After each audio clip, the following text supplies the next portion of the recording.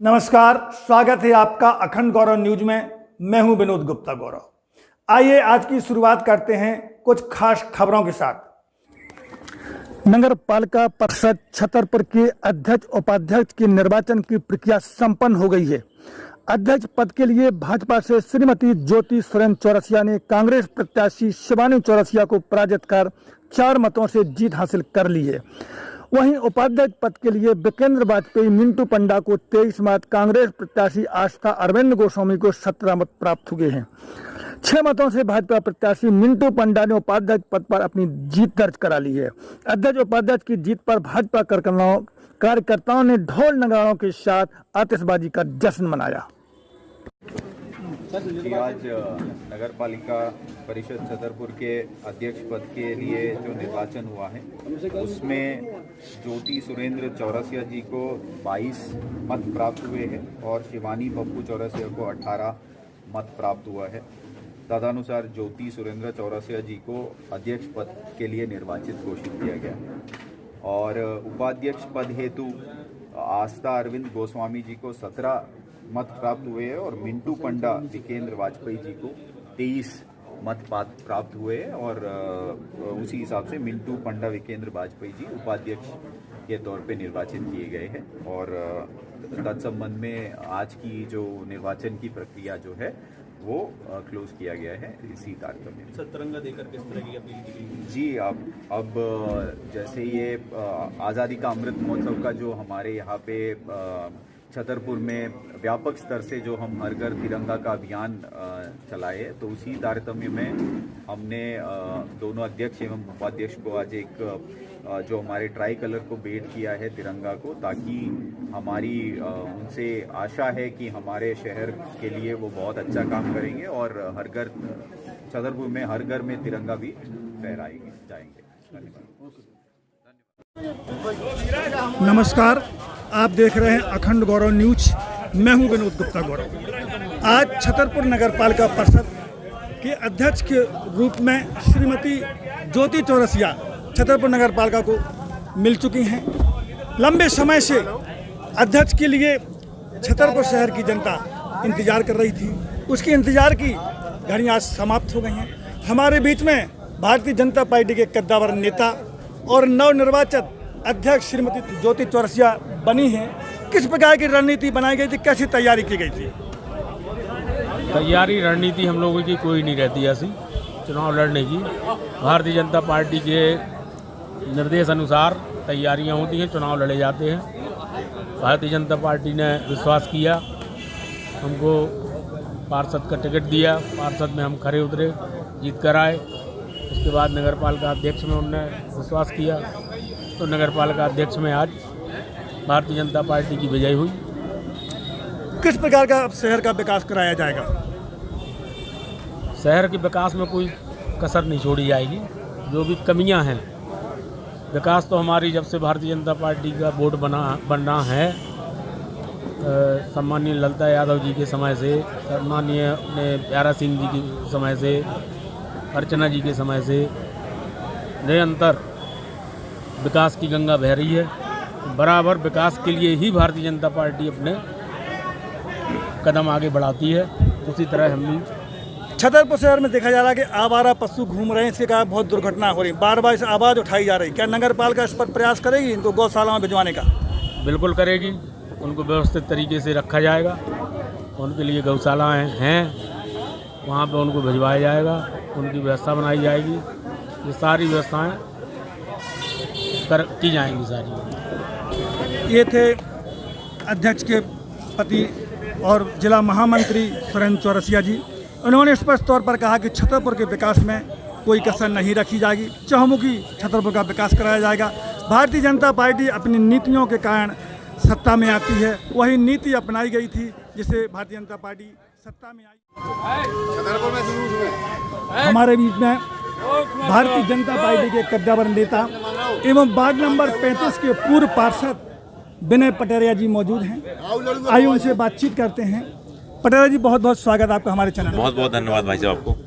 पटेल ये जानना चाहते हैं कि आप वार्ड नंबर 35 से पार्षद रहे हैं और उसी वार्ड नंबर 35 से श्रीमती ज्योति चौरसिया पार्षद चुनी गई और अध्यक्ष बनी गई। कितनी खुशी आपको हो रही है और कैसा महसूस कर रहे हैं? निश्चित रूप से ये एक प्रसन्नता का विषय है, सिर्फ मेरे लिए नहीं, मेरे सारे वार्ड वासियों को जिन्होंने पिछली बार मुझे समर्थन दिया था, आशीर्वाद दिया था।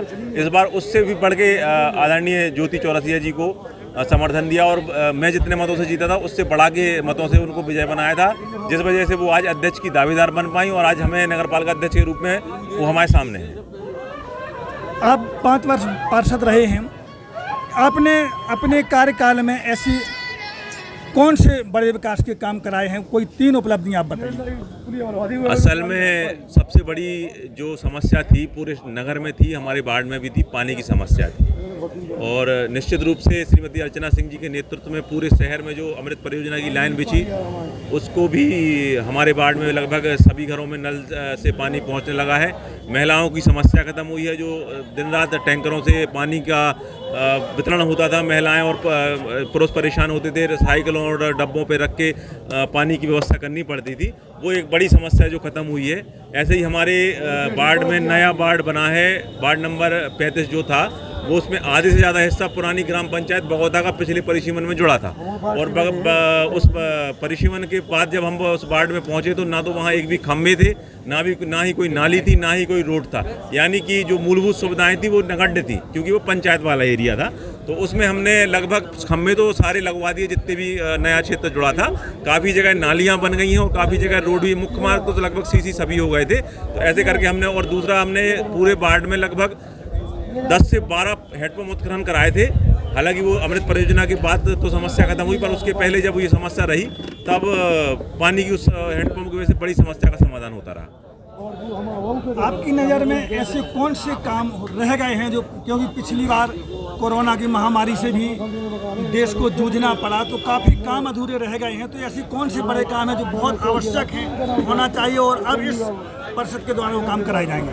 देखिए, आपको मैं बताऊं, सुरेंद्र पप्पू चौरसिया जी जो हैं, ज्योति भाभी जिनकी पत्नी अध्यक्ष बनी, उन्हें नगर पालिका संचालन का बड़ा पुराना अनुभव है और उनके काम सारे व्यवस्थित रहे हैं। पार्टी संगठन में भी जो उनने काम किया हमेशा व्यवस्थित किए हैं। तो निश्चित रूप से चूँकि वो उस वार्ड से अध्यक्ष पार्षद चुन के आई थी और फिर अध्यक्ष बनी है, तो हमारे जो बगौता वाला एरिया बचा है जहाँ काफ़ी कुछ काम होना बाकी है, वहाँ वो काम पूरे संपन्न होंगे। साथ ही जो अमृत परियोजना में काफ़ी रोडों में रेस्टोरेशन नहीं हो पाया था क्योंकि 1.5-2 साल पहले कांग्रेस की सरकार बन गई थी, जब हम लोग की परिषद चल रही थी, तो उस समय काम में काफ़ी अड़ंगे लगाए गए और निधि का दुरुपयोग किया गया था अमृत परियोजना की, तो उस वजह से काम अधूरे छूट गए थे और लगभग 3 वर्ष तक नगरपालिका में कोई अध्यक्ष नहीं था, कोई पार्षद नहीं था। तो अब ये एक बार फिर से नई दिशा, नई गति के साथ वार्ड का काम होगा और शहर का काम होगा।